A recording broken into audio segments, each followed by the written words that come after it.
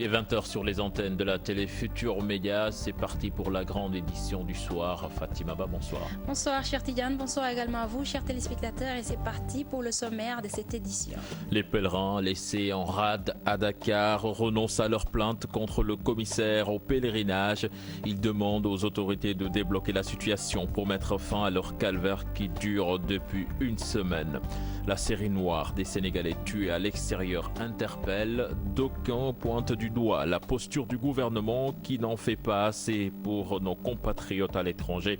Les directeurs des Sénégalais de l'extérieur s'en défendent, vous l'entendrez dans ce journal. Le Burkina Faso, encore en proie à une forte instabilité institutionnelle. Le président Michel Kafando et le premier ministre Isaac Zida sont pris en otage par des militaires de la garde présidentielle. Et puis à suivre en fin d'édition le dossier politique qui s'intéresse aujourd'hui au référendum annoncé en mai 2016 pour la réduction du mandat présidentiel. Pouvoir et opposition n'ont pas le même avis sur la question. Voilà le sommaire de ce journal. Tout de suite le développement.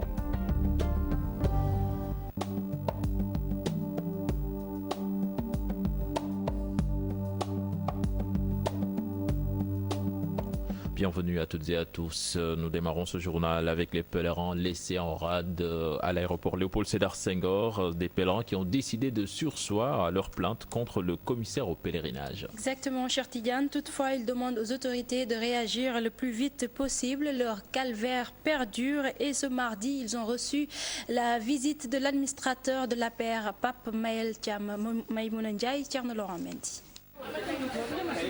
Désespérés et angoissés, des pèlerins laissés à eux-mêmes, ici au hangar de l'aéroport de Dakar, ils sont très remontés, ont beaucoup de choses à dire, mais contraints de sortir pour nous livrer leurs émotions. Il y a des supplices, il y a des retards d'avion, des gens viennent de partout, ils paient de leur poche. Avant, on envoyait les gens dans les hôtels en attendant qu'il y ait un vol. Mais maintenant, aujourd'hui, on nous a laissés en rade au hangar, on dormait comme ça. Il n'y avait pas de natte, il n'y avait pas de matelas. C'est hier que Pape Maël Diop a amené des matelas, il a amené à manger. Avec toutes ces tracasseries, ces oudjadj n'oublieront pas de sitôt le pèlerinage 2015. On nous avait convoqué le mercredi passé. Depuis mercredi, une semaine, on est là. On attend de partir. On n'arrive juste pas, jusqu'à présent, on n'arrive pas à partir. Mais parce qu'on n'a pas une voix autorisée qui vient nous voir pour nous dire que demain ou après-demain. Les gars de la commission sont partis, personne n'est là. Tout ce qu'on attend, on attend ça de l'État du Sénégal qui doivent quand même négocier qu'on parte. Une semaine passée à la Belle Étoile, des autorités indifférentes à leur situation, la plainte retirée, à la place, ils réclament des sanctions. Et on s'est réunis avant-hier pour dire qu'on va faire une plainte. Parce qu'on trouvait inacceptable qu'on réunit 200 personnes qui viennent du Fouta, d'autres de la Casamance, de Saint-Louis et au bas fond du Sénégal, et on laisse en rade. Il n'y a personne pour leur dire que demain ou après-demain vous allez partir. C'est des gens qui ont payé de leur poche pour pouvoir partir à la Mecque. Ces gens-là, quand ils sont réunis, ils m'ont dit qu'ils veulent faire une plainte. Mais comme l'État a pris la mesure quand même de régler ce problème, nous on attend le commissaire ce qu'il a fait. C'est une faute lourde. Quand on vous dit de prendre 2000, il faut prendre 2000. Parce qu'on a fait une prolongation des inscriptions. On devrait arrêter. Mais ils avaient fait une prolongation pour pouvoir avoir leur quota. Maintenant, au lieu d'avoir leur quota, ils ont un surplus. Ça veut dire que c'est fait exprès. Plus jamais ça, disent ces pèlerins, ils souhaitent une meilleure organisation du pèlerinage. En attendant un départ incertain, des affinités se nouent. Maïmouna Ndiaye, merci. Je vous le disais en sommaire, des Sénégalais pas du tout insensibles sur les séries d'assassinats de Sénégalais vivant à l'étranger. Ils ont leur avis sur la question. Pour l'immigration clandestine expliquerait cette situation. Ils interpellent les autorités étatiques afin que des solutions définitives soient trouvées. Leurs propos sont recueillis par Aïssatou Païfal, Thierno Laurent Mendy. Pour la plupart, on me dit que là-bas il y a des règlements de compte. Règlement de compte, soit que tu avais une dette en personne ou bien problème de drogue. La plupart, la majeure partie, Europe ne fait que de vendre de drogue. Cela s'explique par le racisme. Ils n'aiment pas les Noirs. S'ils étaient restés chez eux, S'ils avaient cru en eux, ils auraient pu développer leur pays comme le font les Européens. Il y a un sentiment de mal vivre en ce moment qui plane dans le monde, surtout dans le monde industriel. Eh ben, les gens, chacun se regarde en chien de faïence. Quand on voit un garçon qui vend des pacotilles et qui dévoile dans un restaurant des centaines d'euros dans le restaurant, alors que les 3/4 qui sont dans le restaurant sont au chômage ou ont été licenciés, bon, ben, ça crée des frustrations. Ici au Sénégal, il y a tout. On peut manger, toi, quand je te vois, tu me donnes quelque chose à manger. Bon, ici au Sénégal, on est même famille. On se vit même famille. Bu fekkee da ngaa jóge Sénégal dem ci beneen réew pour dem liggéey boo demee yàlla suturaal la nga yem fi nga war a yem yàlla mën na la dimbale nga dem si jàmm ñëw si jàmm. Ici, maintenant, avec tout ce qui se passe sous la gouvernance du ministre des Affaires étrangères d'ici, il faut qu'il en tire les conséquences. Moi, je constate qu'au jour d'aujourd'hui, des consuls limogés ou rappelés, des ambassadeurs limogés ou rappelés, dans ce cas-là, qu'il en tire les conséquences et qu'il démissionne de son poste. Meurtre de Lamine Senghor à Rouen en France. Le ministère des Affaires étrangères travaille à faire jaillir la lumière dans cette affaire selon Sori Kabar. Oui, le directeur des Sénégalais de l'extérieur en a profité pour répondre à certaines personnes qui parlent de négligence en mauvais procès, dit-il. Ces propos sont recueillis par Adi Atala et Modou Diop. Tous les dossiers où un cas de Sénégalais a été victime d'un assassinat à l'étranger, c'est lui, président de la République, qui s'implique. Et le dernier cas en date, c'est le compatriote qui a été assassiné au commissariat à Treichville. Il s'en est entretenu avec son collègue, président de la République ivoirienne. Et même en retour, le ministre des Affaires étrangères a envoyé un courrier officiel au nom de l'État ivoirien pour présenter ses excuses au peuple sénégalais, en prenant l'engagement de pousser ce dossier à terme pour que la lumière jaillisse. Ce niveau d'implication, on ne l'a jamais eu dans la gestion des Sénégalais de l'extérieur. Ça me dépasse, moi, directeur général. Juste pour dire que c'est un mauvais procès qui est fait à l'État du Sénégal, mais que nous répondons avec un mépris très simplement, parce que nous savons ce que nous faisons, et nous savons le niveau d'instruction des dossiers. Et il n'y a pas un seul dossier qui est laissé en rade. Tous les dossiers sont suivis au quotidien, seconde par seconde, minute par minute, heure, jour par jour. Et nous rendons compte aux familles victimes également, et je pense que c'est ça l'essentiel. La maternité de Cédau-CB dans la région de Matam réduite en cendres, acte criminel ou simple accident. En tout cas, les populations ne savent plus où donner de la tête. Le poste de santé construit et équipé au mois de décembre dernier par les émigrés de la localité n'avait pas d'infirmiers depuis décembre dernier. Les populations comptent énormément sur cette maternité pour sauver des vies. C'est une correspondance signée Ali Bandelnian. Situé à un peu plus de 25 km de Matam et à moins de 3 km de la route nationale numéro 2, l'incendie de la maternité du poste de santé de Cédau-CB est au centre d'une vive polémique. Acte criminel ou simple accident, les avis des populations sont partagés. En tout cas, le feu s'est déclaré en pleine nuit pour surprendre les villageois de cette grande localité. Un incendie qui a tout ravagé sur son passage pour rendre inopérationnelle cette unique maternité qui couvrait 10 villages environnants. Au début, on croyait que c'était cousu, mais le lendemain, on a trouvé que l'ambulance a été sabotée. Donc, vu les coïncidences, parce que le lendemain, lorsque l'ambulance est venue faire nettoyer la voiture, il a vu que ça a été forcé, il y a beaucoup de dégâts. D'ailleurs, ils ont pris ses papiers, permis de conduire, assurance, des choses comme ça. Là, on a su que ce n'était pas un incendie, c'est du sabotage. Avez-vous des soupçons?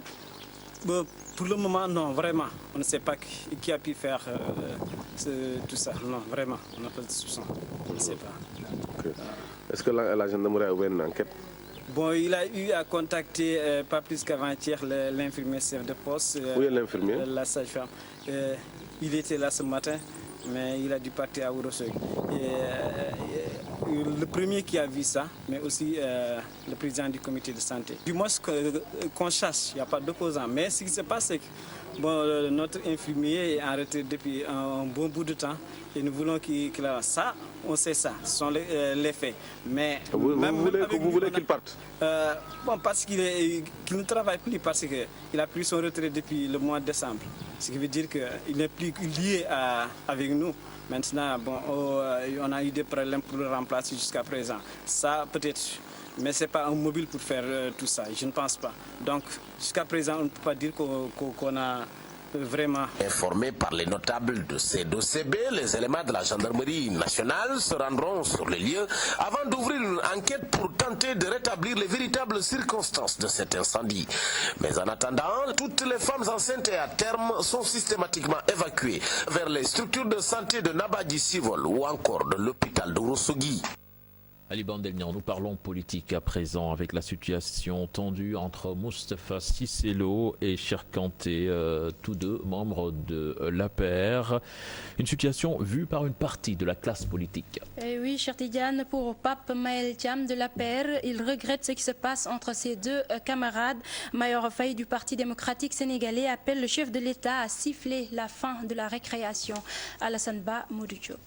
Cheikh Kanté et Moustapha Cissé Lo à couteau tiré, deux hauts responsables de l'Alliance pour la République et anciens camarades de classe, un différend regrettable selon Pape Maël Thiam, administrateur de l'APR. C'est que ce sont deux hauts responsables du parti qui travaillent tous pour le positionnement du parti, pour la réélection du président de la République, qui ont un différend en termes de vision, et puis lequel différent s'exprime de manière regrettable sur la place publique. Les Sénégalais commencent à exprimer leur rejet par rapport à certains comportements qu'on voit développer dans les rangs de l'APR, des responsables qui veulent à tout prix se tuer. Il y a toujours des problèmes dans les partis, mais ça doit être des problèmes gérés en interne et que les gens n'utilisent pas les médias pour se faire insulter ou insulter l'autre. Le président de l'APR, Macky Sall, interpellé sur la question,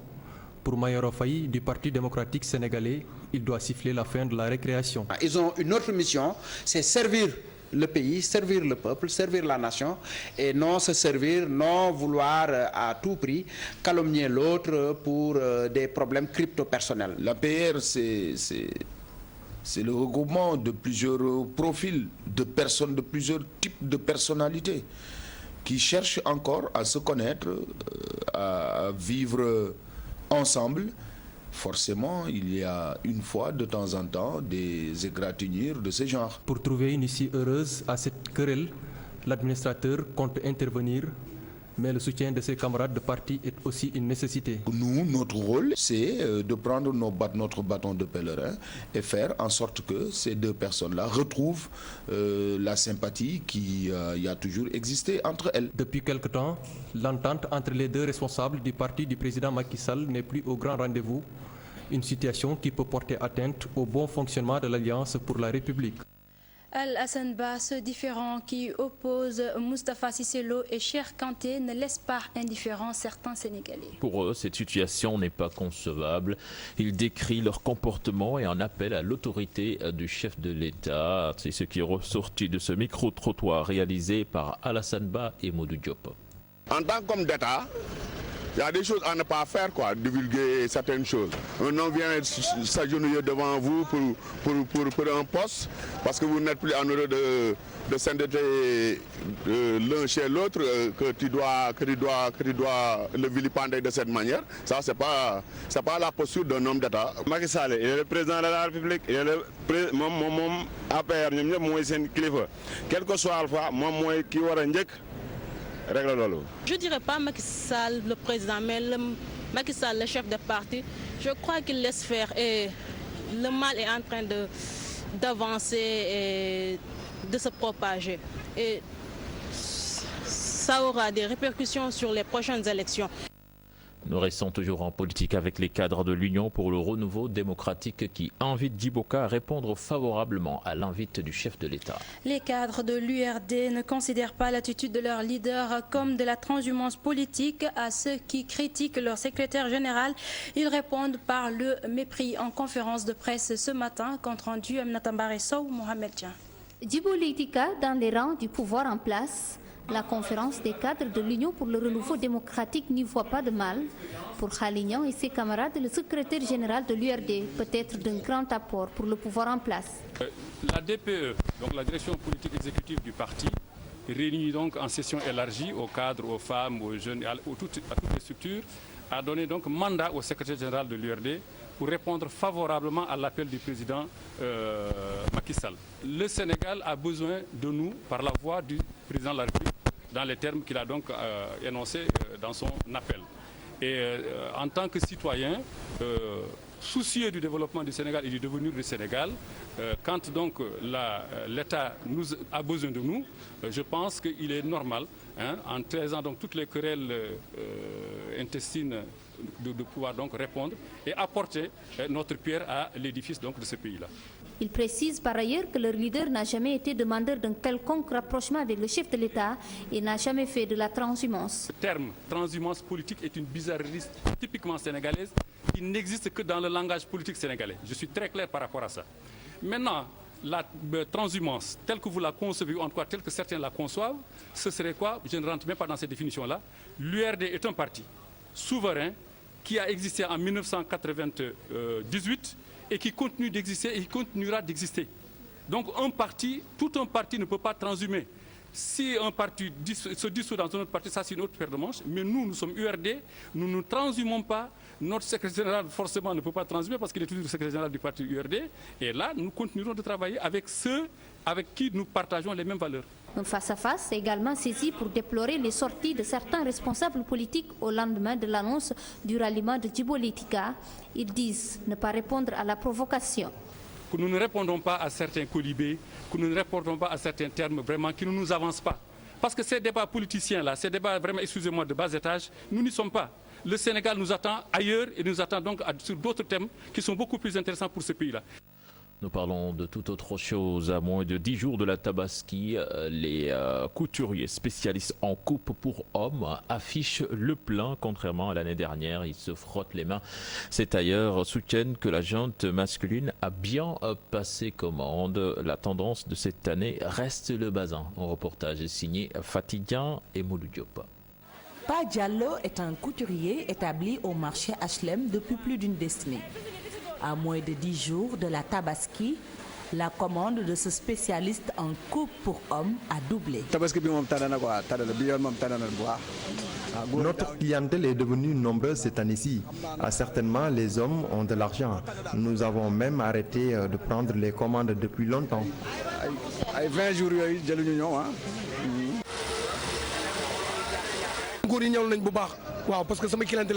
Vous savez, beaucoup de nos clients, au lieu de confectionner un boubou, ils ont prévu deux. Sa clientèle composée majoritairement d'hommes a voulu faire la différence pour la célébration de l'Eid el-Kébir. Les hommes achètent même du ganila, comme vous l'avez constaté, mais il faut le dire quand même, ils ne font pas le poids devant les femmes qui prévoient plusieurs tenues neuves.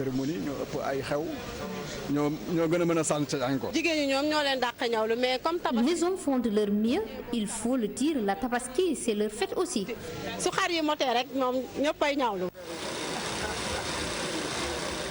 Contrairement à ce que pensent certains, les hommes passent bien commande pour la fête. La tendance chez la gente masculine reste le bazin. Le ganila est très apprécié chez les hommes. Le jour J, mes clients sont sur le 31. Ils ne se laissent pas faire. Cette année, les hommes ont fait la différence. La Tabaski, une fête importante pour les musulmans. Le jour de l'Aïd, les Sénégalais sont drapés dans leur plus beau boubou. Les hommes ne veulent pas être en reste cette année. Fatidien, merci. Hausse des tarifs des transports en commun dans la banlieue dakaroise. À Pikine-Icotaf, les populations se plaignent. Et les conducteurs de car rapides évoquent les eaux de pluie pour essayer de justifier cette hausse des tarifs. Les propriétaires de magasins se sentent également lésés, comme vous allez le voir dans ce reportage signé en banlieue Fatou Kinedem et Khadim Sissé. Une chaleur accablante, une longue file d'attente au niveau des arrêts-cars. Pikine-Icotaf, les usagers se plaignent des tarifs doublés.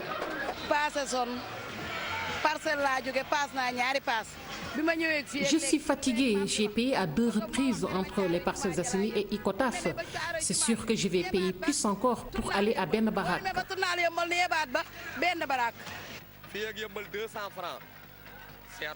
Les conducteurs des cars rapides s'expliquent. La hausse des tarifs est normale pour des raisons bien déterminées. C'est vrai, nous avons augmenté les tarifs, mais c'est parce qu'aussi, pour aller à Yeumbeul, nous sommes obligés de passer par Guédiawaye ou Thiaroye, et cela en 2 heures. Nous ne prenons pas le risque de patauger dans les eaux. Faux, rétorquent certains usagers. C'est de leurs habitudes de procéder ainsi, soutiennent-ils. Il faut qu'ils arrêtent avec ces histoires. Ce n'est pas à cause des eaux de pluie qu'ils doivent augmenter les tarifs. Je suis là depuis ce matin. À 500 mètres de cette station, les voitures pataugent dans les eaux de pluie. Les charretiers en profitent.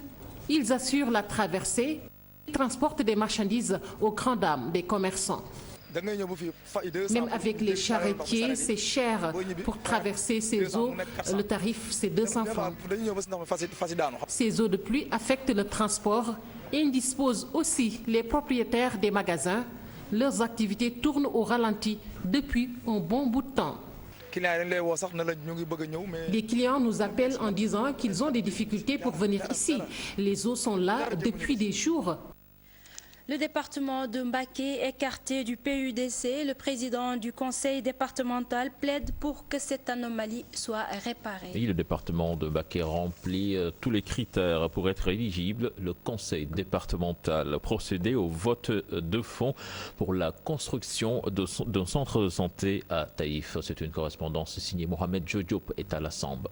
75 millions de francs CFA, c'est l'enveloppe dégagée par le conseil départemental de Mbacké pour la construction d'un centre de santé à Taïf. Cet arrondissement qui polarise 50 000 habitants qui ne compte jusque-là qu'un seul poste de santé fonctionnel. Un centre de santé, c'est très important dans le dispositif sanitaire du département. D'abord, Taïf, compte tenu de sa position stratégique, compte tenu qu'il est à cheval entre presque 2 ou 3 régions, et que deuxièmement cela aussi va permettre à Touba de souffler un peu, parce que Touba est très sollicité en matière de santé. Le président du conseil départemental de Mbacké interpelle l'État pour que le département puisse figurer parmi les zones couvertes par le programme d'urgence de développement communautaire. Pour le PUDC, vraiment, nous avons déploré le fait que ce département n'est pas intégré dans le PUDC. Je crois que nous sommes désolés de le dire que le département Mbacké devrait être intégré dans le PUDC parce que ce département remplit tous les critères de pauvreté pour bénéficier de ce PUDC-là. C'est vrai que le PUDC est un programme important que nous magnifions, mais aujourd'hui on ne peut pas parler de projet d'envergure sans intégrer le département Mbacké. Et nous attirons vraiment l'attention du gouvernement de revoir les choix portés pour le département pour que ce département vraiment soit pris en compte dans le PUDC. Concernant le projet agroforestier de Diourbel d'un coût de 10 milliards de francs CFA, projet financé par la BOAD et dont la phase 3 est annoncée pour bientôt, le président du conseil départemental souhaite qu'il soit porté par son institution. À ce sujet, d'ailleurs, les discussions se poursuivent toujours avec le ministère en charge des collectivités locales. La disparition de la couche d'ozone et ses conséquences au menu des discussions lors de la Journée internationale de la protection de la couche d'ozone. La division régionale de l'environnement a réuni les jeunes qui travaillent dans le froid et la climatisation pour la sensibilisation. C'est une correspondance signée à Louga, Tierno Fall. La couche d'ozone qui nous protège contre les radiations d'ultraviolet du soleil a subi ces dernières années un niveau de dégradation très inquiétant. Et parmi ces conséquences, on a pu noter des problèmes de cancer au niveau de la peau, des cataractes. Au niveau de l'agriculture aussi, la destruction du produit en fait agricole aussi, on a pu noter des conséquences liées à cela. Le système immunitaire aussi de l'organisme aussi peut être affecté aussi par la destruction de la couche d'ozone. Les gaz CFC qui sont utilisés dans le domaine du froid et de la climatisation ont été identifiés comme des fluides qui ont une potentiel de destruction importante de la couche d'ozone. C'est-à-dire les gaz qui sont utilisés dans la climatisation, dans le froid industriel, le froid commercial, dans tout ce qui est comme appareil de froid.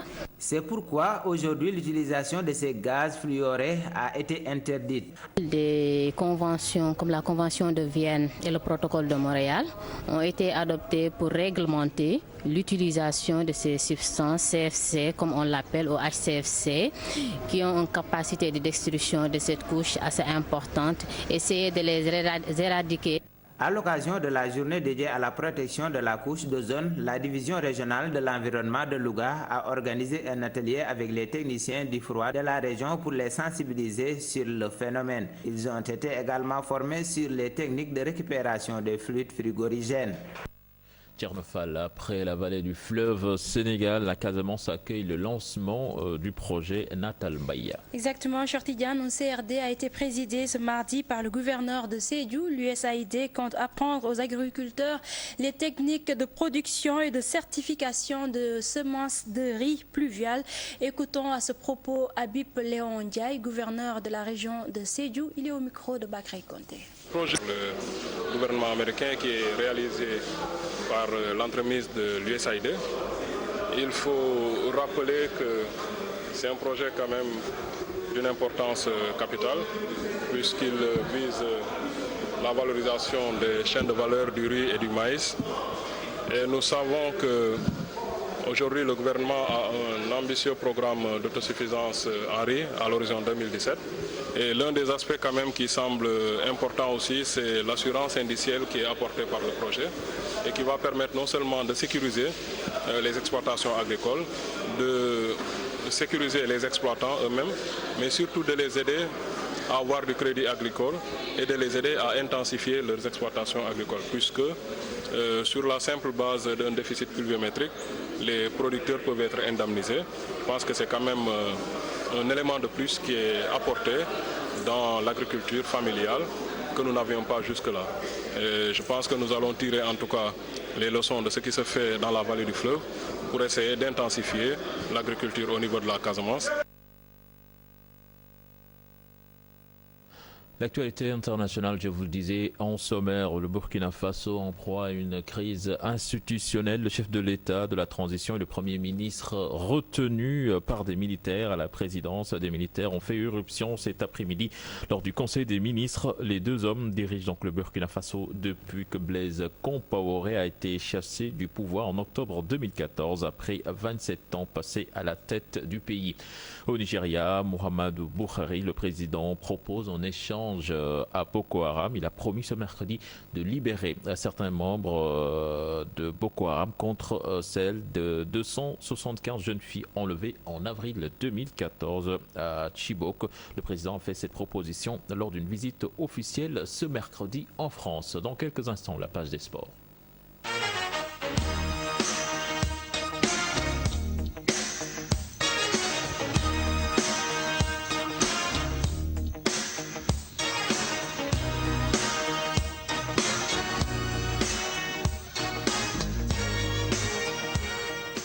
Démarrons avec le bras de fer opposant l'ONCAV et l'ODCAV de Bignona, un bras de fer qui prend une tournure plutôt inattendue. L'organisation nationale convoque 4 dirigeants de Bignona pour interrogatoire, mais cette affaire devrait aller loin car des voix s'élèvent déjà en faveur des uns et des autres. Plus d'explications avec Boubacar Diassi.